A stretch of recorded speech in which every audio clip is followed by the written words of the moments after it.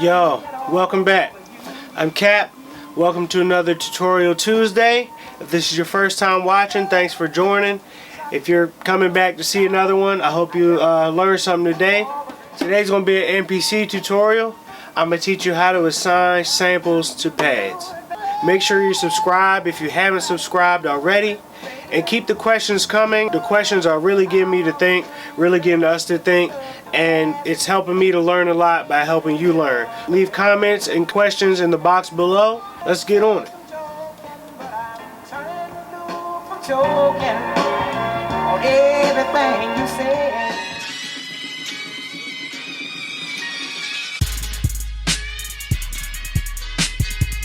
a fan of jaw-dropping photography?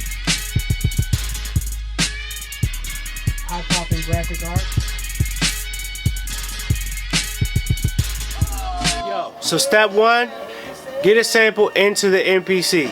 If you don't know how to get a sample into your MPC, refer to my How to Auto Chop on the MPC 2000XL video, and that'll break it down for you. Get your sample in the MPC, that's step one.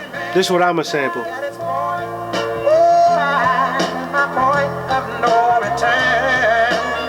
So step two is chopping your sample. This is a little different than the auto chopping. What you're going to have to do is chop manually and choose your own start and ending points. To chop your own sample, hold Shift 5 to go to your trim screen.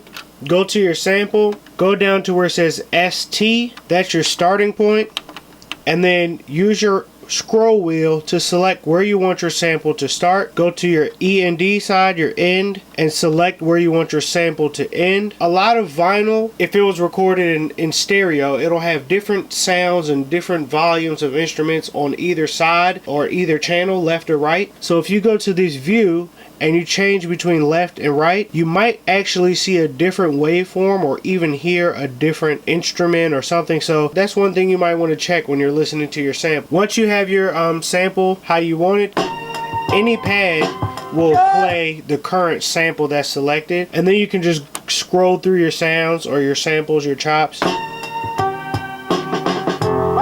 Pretty much select the starting and ending points for every one of your samples.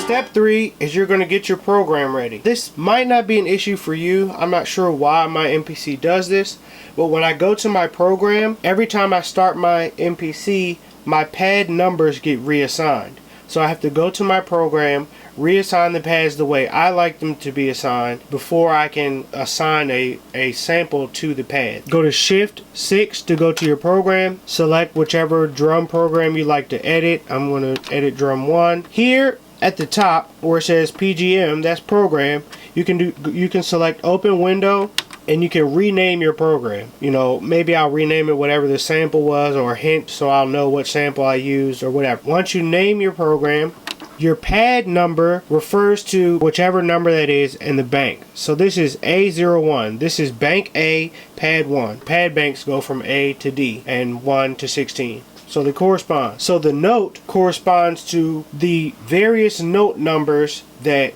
the MPC recognizes. And those are the number 35 through the number 98. If you assign all 64 pads starting from bank A all the way to bank D, you'll go 35, 36, 37, all the way up to 98. For some reason, bank D is already usually assigned the correct pad numbers, but banks A, B, and C have the wrong ones. Say pad A9 is assigned note number 48. If you don't go through and reassign your pads, bank C may have a pad assigned to note 48 as well. When you're in C and you're trying to play a note or something and you hit it, it'll play the same sound that was in bank A, note 48, because note 48 will be assigned to that pad. Some people like their pads to start at pad 13 and go down. Some like theirs to start at pad 1 and go up, and whatever way you like to assign your pads. Start at the first one, go to the note where it says note, enter 35 on the number pad and press enter, and go through the rest of your pads all the way through. Go to the next bank, do the same thing all the way through the next bank all the way up to D,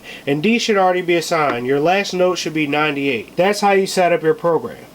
So now that you have your program set up, you want to assign your actual samples to the pads. So you go back to your program screen, Shift 6, go to whichever drum you'd like to edit, select which pad you want to assign your first sample to. I selected pad A1, note number 35. Now go down to where it says SND, which is currently off, and select whichever sound or whichever sample you want to be assigned to that pad. So I'm going to choose sound 2. Now if I hit pad A1, I'll hear my sample that corresponds to sound 2. Now if you hit the next pad you want a sample assigned to, S&D should go back to off, then you select the next sample that you want to assign to the next pad. That is how you assign your samples to your pads. I'll do another video another time about the parameter section. The parameter section is how you configure each one of your samples. I will give you a tip. If you want your samples to go together smoothly, one thing you can do is tweak the envelope here. If you have a sharp hit at the beginning of a sample and you want it to kind of roll in sort of smooth, you can change your attack and you'll see that graphic change to show how much of a slant you'll get. But what the attack does is it's a amount of time between when the actual sample starts and when you hear the sound. So if you increase your attack, when you hit the pad, your sound will take, I'm not sure whether this increment is microseconds or what it is, but it'll take 60 units of that before you actually hear the sound. Which if you listen, it'll be like, as opposed to this. Now if you hear that, it gradually comes in, and you can do the same thing with the end of the sample with the decay. So if you want your samples to kind of smooth in and smooth out, if you blend them just right, you won't really hear when one sample stops and one sample starts, and your sample chops will go together smoothly. One thing you want to remember though, your samples are still editable. If you go to your trim screen and you want to cut off just a little bit of the beginning of your sample so that it fits together with another one, that will transmit to your program. So when you go back and you start playing your sample, that change that you made in the trim screen will be in your sample. You know, you're not sure that your chops are exactly right. It doesn't matter. Assign them to the pads, start playing around with them, start trying to get a sequence in your mind, and then go back and edit them so that they fit together the way that you want them to, and your samples just fit together smoothly. Make sure you keep your ears and eyes peeled for the No Seats EP, presented by the AIM Society, featuring production by me and other AIM producers, featuring AIM artists. It's going to get you out your seat. That's why it's called the No Seats EP. So make sure you watch out for that. Thanks for watching another Tutorial Tuesday.